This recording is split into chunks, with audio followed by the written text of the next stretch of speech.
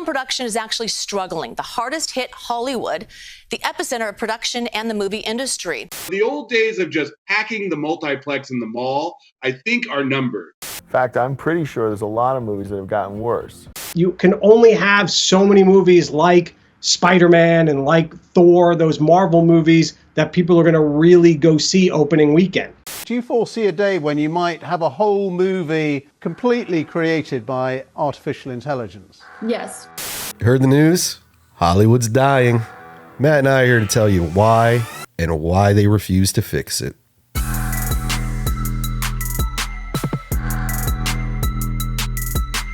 Welcome back to 4K Kings. My name is Matt. I am Russ. And welcome to your home of physical media, movie reviews, and depressing states of affairs. We're diagnosing society and prescribing the medicine.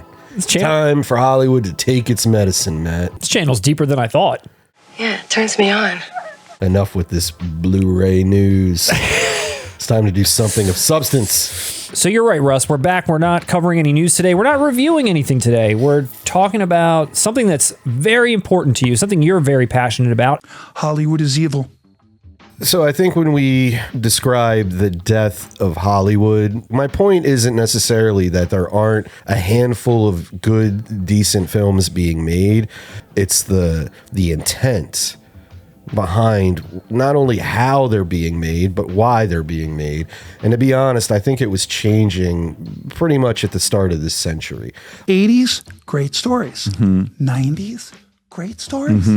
Early 2000s, no more great stories. When future historians look back and they say, when did it start? When did film start dying? When did the movie industry start to go on the decline? And I think the easiest answer is going to be the conversion from film to digital. I think subconsciously we all feel differently watching something on film digitally versus something on film. I think every generation that has been born since it went to digital doesn't really differentiate films and their style, their format from, a TikTok post, a YouTube video. I think it all got swallowed up and became content that inadvertently began the downward spiral.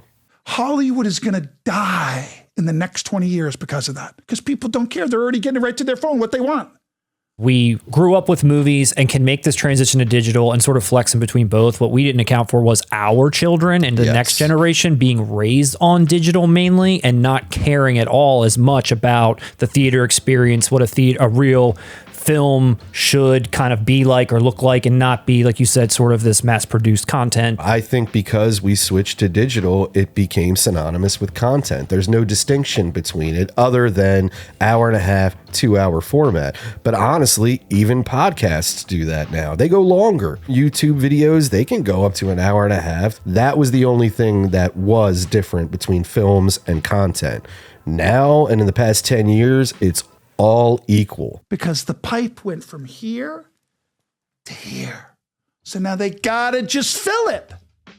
I'm not even blaming the younger generation. For them, it's ease. Most people our age have given up on it as well. Because of ease. All of us are looking for something more simple, and it's easier to just stream something than go and own something, find a place to put it. Like, it becomes a collector's thing now. And because the way that people digest their content now, or the way that the newer generations do, the studios and the people that are still putting movies out in the theater are starting to kowtail to those interests. I think they were doing that with the MCU run. That's what I mean. Like, there's nobody cares. Robert Downey Jr. now will go from being Iron Man to Mr. Dr. Doom. And you know what they're going to do? Dr. Doom, baby. He's coming back. Tony Stark. And dude, honestly, Robert Downey Jr. And if that announcement was made 10 years ago, it would have been even bigger. I got excited and I don't care about any of it. No. And honestly, half the reactions I read to that were mixed. Wow, what the fuck? They're bringing Downey back? You must know. I don't like it. Ship is sinking. Yeah. Proves my point even more. It is done, but I feel like movies like that, or of that same vein, I think they're dying too. That was the last grasp. That's the last breath. Yes, it was, dude. What has replaced it? Eli Roth just did a Borderlands movie. How much did it lose? And that's the exact kind of movie you're talking about. That's not going to the youth. That's still going to the man children that are our generation. The youth don't care. The MCU, that style of filmmaking we're talking about, we're about 20 years deep into that. There's a whole new generation that are bored to tears by that and associate that with lame-ass adults, as they should. You know, that really answers my fucking question. It's not about going back. You push forward. And I'm sorry, you need the youth to do that. We just shot a video, our 80s crushes. Now, that's something that's so personal to us because we didn't have all these other content options. We formed crushes through movies. We saw ourselves in movies. We felt humanity. We felt love. We felt fear. Kids today can get all that stuff in a 5-minute snippet on their phone. We didn't have that option. So how in the hell is a 2-hour format that you have to go pay and go to a theater and do all this stuff? How is that going to compete with the same thing you can get right here in your hands for free? I think I already know the answer to the question here. Hollywood cannot compete with that. It is a fool's errand. Don't even try. What they need to do is the Easy Rider moment. In the late 60s, Hollywood was going through the same issue. America was in social turmoil. The big budget, glamorous musicals that Hollywood was producing and relying on for years wasn't working anymore. One studio just decided, hey, these two dope heads, Peter Fonda and Dennis Hopper, here's a small amount of money. It would be the equivalent of an indie movie today. Go out and do whatever the hell you want. We'll put it out. We're not going to interfere. They turned in Easy Rider, which was a whole new take on the American dream, or maybe how the American dream is dying, told through the perspective of two young people who were living it in that moment, in that day. It reflected the changing times of America. What do you know? It became a huge success. They got mad money off that movie because it resonated with audiences. Hollywood's not interested in doing that today. The machine of Hollywood wants the money, not the art, not the quality film like Jerry Maguire. The business has changed. All Hollywood has to do, look up the top 5 YouTubers, top 5 TikTokers, give them a couple $1 million, make a movie, open it up big on a Friday night. Every kid will go out and see it. You know what they're doing instead? Beetlejuice. What are, you know, like it made sort of my making. So I mean, I have to have backstory. Like I do these days. Right. It's like She so, said that. Yeah. and so like. Either go to the youth to save the industry or give up entirely and just focus on the Beetlejuices. There are so many adults, people our age, who would love to go to the movies, but they don't because it's Borderlands. And the kids don't want to go because it's bullshit too. Yes, the studios are dying. Yes, Hollywood is dying. But I think corporations and Hollywood studio executives, even though they're losing money, we're in an era of greed and they want as much money as they can get. So if they do your plan of the YouTube thing, people will go to see that and they'll realize how much money they can make off of all of it, and they'll never make anything else again. They want the money. I don't think that they're taking chances anymore. That's my point. I think Hollywood is not going to take chances any longer. I think they're going to try to find paydays. And if MCU ran out and they ran with your idea, which isn't a bad idea from a financial perspective, I love movies to the effect that I would want to not have it feel like it's been taken over by YouTubers. I think we're looking at it from two different perspectives. You're looking at it so films can return to the way you and I love them. That ain't happening fucking period. We're old. It has to go to the YouTubers, man. Okay. It has to. So what do we get? What's for us then? If you invest in the youth, let them make these movies, it's going to continue to grow and become something else. And if we're going to save movies, it's going to be in that direction. They're going to become something different.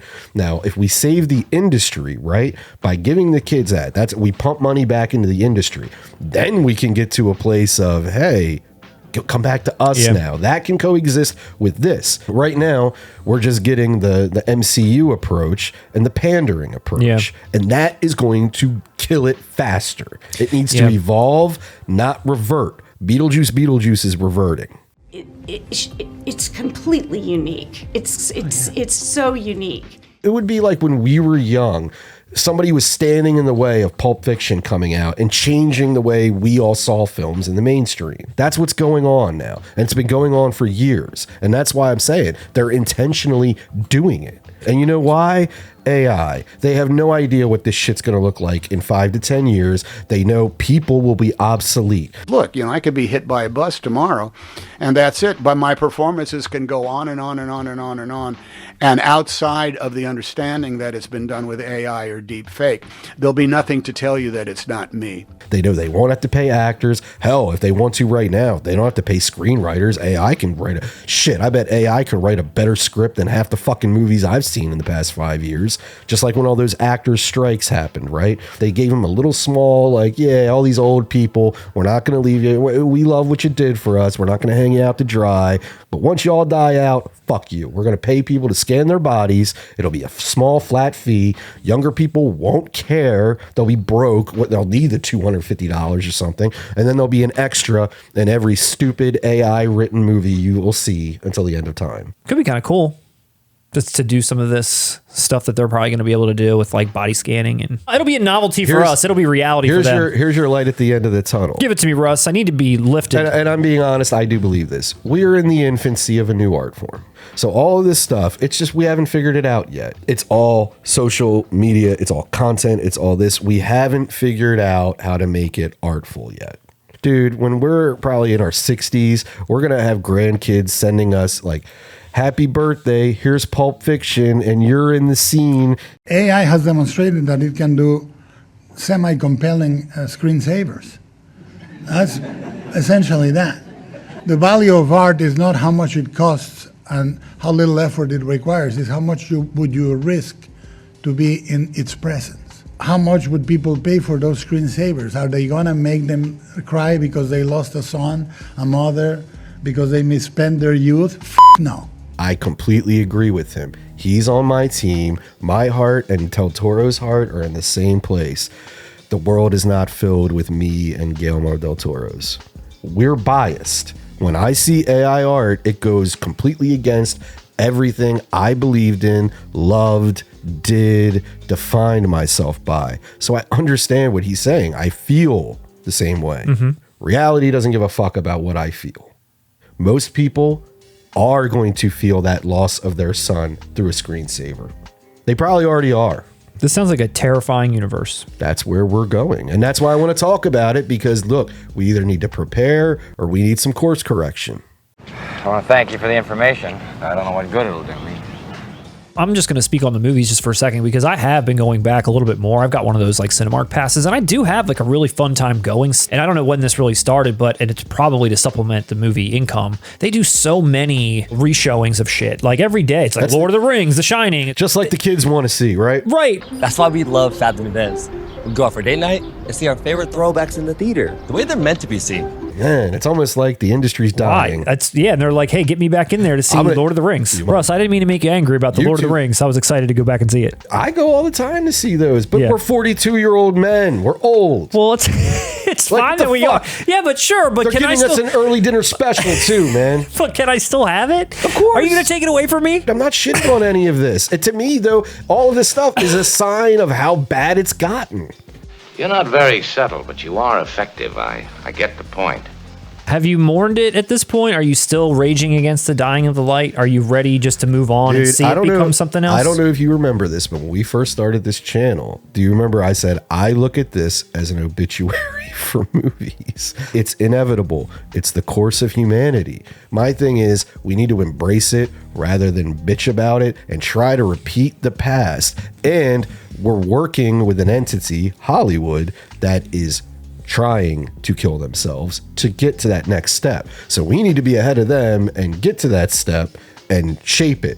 We need to get on the right side of it and control it before the assholes who are the owners, the powers that be, do it for us. We, as a culture, kind of need to step up, and especially creatives need to say, okay, we need to start defining what this looks like on our own terms, or we risk being made, obsolete. And it always happens.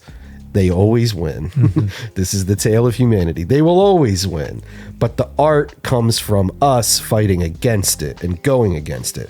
The problem is now no one can define the terms we're all working with. And it's really, I'm wrapping my head around it because I want to embrace it. How do I mold this new art form and find my place in that art form? And that's what I think we're all lost in right now, because nobody knows what it is anymore. We need to figure out what is the new movie theater.